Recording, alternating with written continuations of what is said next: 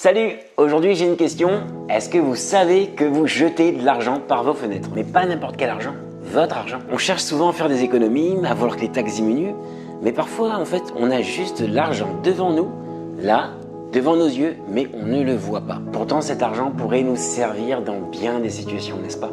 Est-ce que ça vous est déjà arrivé d'avoir un problème dans lequel vous n'avez pas la solution? De se dire que si je savais certaines choses, je arriverais plus facilement à faire certaines autres choses. De se dire que si je savais maîtriser une compétence supplémentaire, ça permettrait de passer un cap supplémentaire de ma vie. Ça me permettrait de gagner du temps et faire quelque chose qui me tient plus à cœur dans ma vie. Savez-vous que un tiers de votre temps, vous le passez au travail? Alors tant qu'à faire, autant que ça nous apporte quelque chose, que ça nous permet de nous progresser, d'évoluer. Imaginez que grâce à des connaissances supplémentaires, vous pourriez plutôt gagner du temps, gagner de l'énergie, augmenter vos parts de marché, mieux communiquer, soulager votre quotidien et tout simplement de mieux vous démarquer, de pouvoir être plus vous dans ce que vous entreprenez. Eh bien, au lieu de ça, c'est cet argent que vous jetez par la fenêtre. Et oui, que vous soyez chef d'entreprise ou salarié, tous les mois vous cotisez à des fonds de formation. Oui, même les chefs d'entreprise depuis plusieurs années. Et oui, si vous ne concevez pas ce fonds, il est à fond perdu. En tout cas pour vous. Alors, si vous savez tout sur tout, cette information n'est pas faite pour vous. Mais si vous avez conscience qu'apprendre une nouvelle compétence, ça vous permet de développer de nouvelles opportunités et bien d'autres choses. Mais alors arrêtez le gaspillage. Renseignez-vous dès maintenant et allez chercher la formation dont vous avez besoin. Vérifiez si elle entre dans les critères de financement et profitez pleinement de vos droits. Formez-vous, apprenez, c'est chouette. Et puis quand on a appris un truc, on est un peu moins couillon que la veille. Alors comment ça marche? C'est très simple.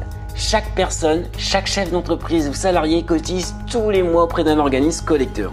En fonction de votre secteur d'activité, vous avez un code NAF ou un code APE qui va déterminer à quel OPCA vous cotisez chaque année. C'est juste que le salarié en a une plus grosse. Enfin, je veux dire un budget plus gros. Votre OPCA a pour objectif de collecter les fonds de formation et c'est lui qui va déterminer si la formation que vous avez choisie entre bien dans les critères de financement. Elle va vérifier aussi que l'organisme de formation a bien son numéro de déclaration d'activité et s'il est bien référencé. Concrètement, à partir du moment où la formation que vous avez choisie entre dans les critères et qu'elle vous permet d'augmenter une compétence professionnelle, c'est tout. Vous entrez dans le cadre de la formation professionnelle.